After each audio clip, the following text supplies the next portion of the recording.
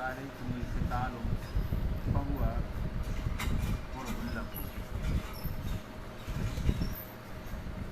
وعسى أن تكرهوا شيئا وهو خير لكم وعسى أن تحبوا شيئا وهو شر لكم والله يعلم وأنتم لا تعلمون صدق الله العظيم صدق رسول النبي الكريم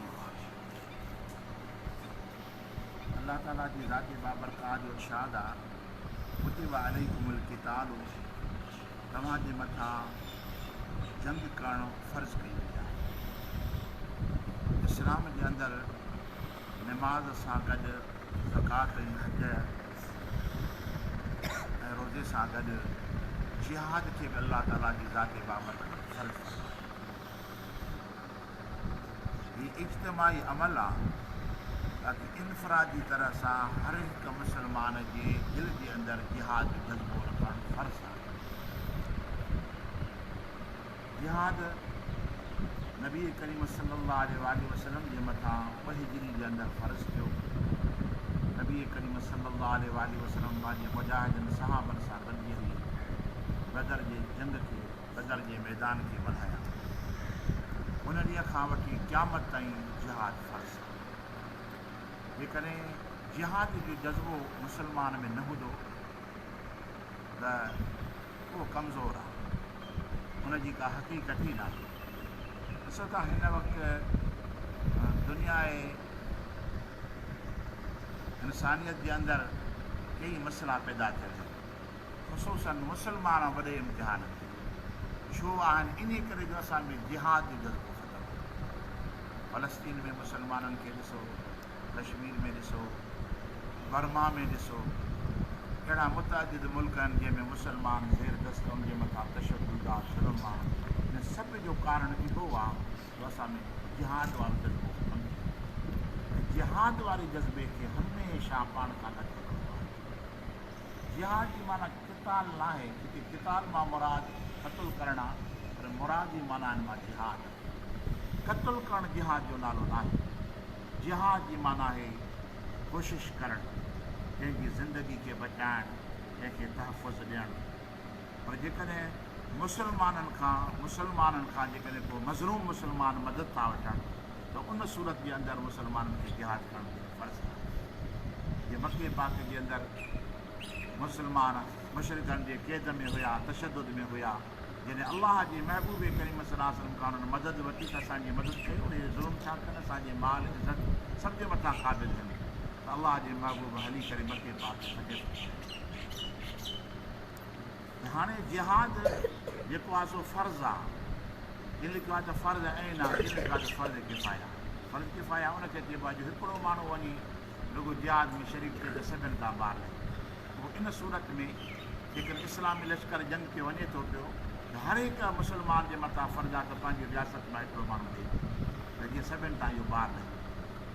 बाक़ी जेकॾहिं को ॿाहिरीं ताक़त, ॿाहिरियों मुल्क, ॿाहिरियां माण्हू जेकॾहिं कंहिं मुल्क जे मुसलमाननि जे मुल्क जे मथां हमिलो था कनि त पोइ इहो जिहाद अहिड़ो जिहाद आहे त इन सूरत जे अंदरि हर हिक जे मथां जिहाद फ़र्ज़ु आहे। असां मुल्की माण्हू आहियूं, जेकॾहिं पाकिस्तान जे मथां ॿाहिरीं ताक़त हमिलो थी करे त पोइ असां मर्दनि जे मथां बि जिहाद फ़र्ज़ु आहे, ओढ़नि जे मथां बि, पर औरतुनि जे मथां बि फ़र्ज़ु आहे।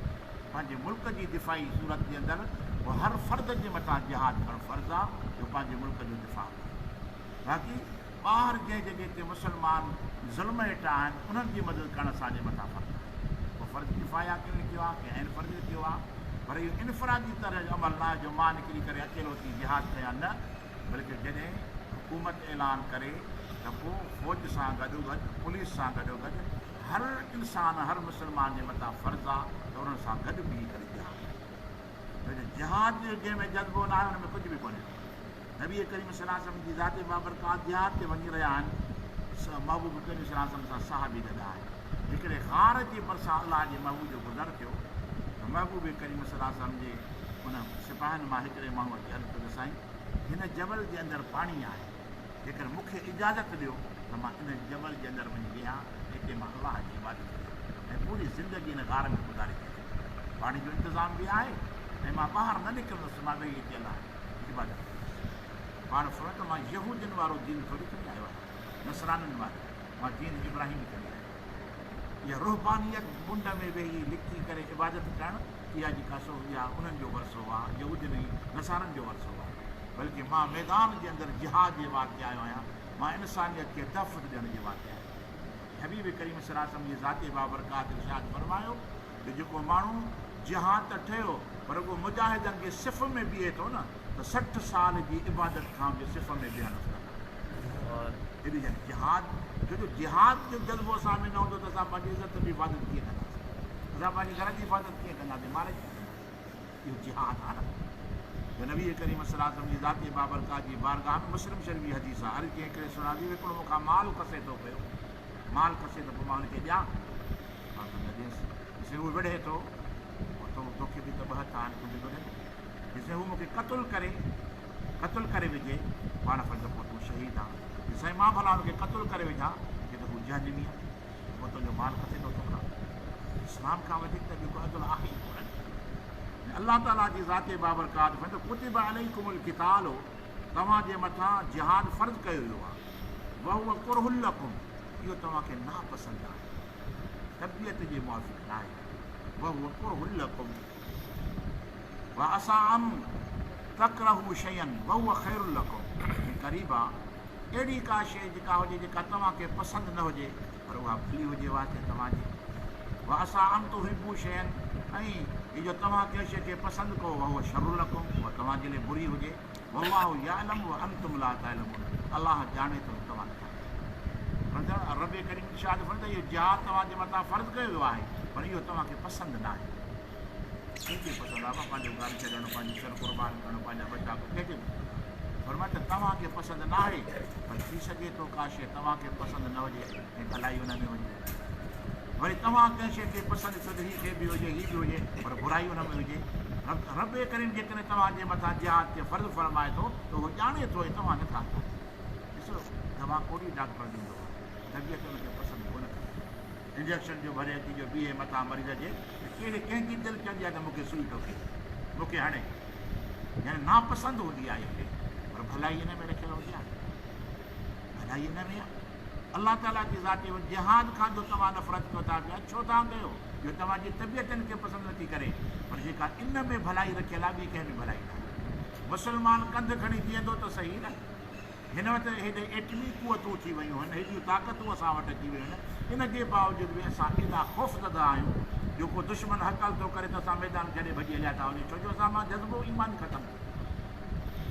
जेसीं असां में जिहाद जो जज़्बो न ईंदो तेसिताईं मुस्लमान मुस्तहकम बि न थींदो, ताक़तवर बि न थींदो। मुस्लमान त वॾी ताक़त आहे। बदर जे मैदान जे अंदरि पहिरीं जंग आहे, नबी सल्लल्लाहु अलैहि वसल्लम जे सभिनी साहबनि गॾिया कोन्हे। हा खोले ॾिसो न, बदर जे किसे खे पढ़ी त ॾिसो न, सहाबनि वटि सवारी कोन्हे की 120 मील मदीने पाक खां बदर परियां पंध आया, उते अची जिहाद ऐं 8 तलवारूं हुयूं, 213 ॼणा ऐं इहे जंग करणु आया आहिनि, होॾा 1000 खां वधीक काफ़र आहिनि। जो अलाह ताला पहिरीं जंग जे अंदरि क़ुर पाक में जो ज़िक्र मौजूदु आहे, अॻिते ईंदो जो ॿुधाए थो पियो त कॾहिं बि हथियार जे मथां भरवसो न कजो, अलाह जे मथां भरवसो कजो। हिन वक़्तु असां कहिड़े ख़ौफ़ में मुबतला आहियूं त अमेरिका जी का साईं एटमी ताक़त आहे, साईं एटमी ताक़त, इन ख़ौफ़ में असां मरूं था पिया। पर तूं इस्लाम जी हुन तारीख़ बदर जी खे बि त पढ़ी ॾिसे थो, अलाह कीअं थो मदद फरमाए, उहो जज़्बो साम्हूं असां में गैरत हुजे। जिहाद गैरत जो नालो आहे।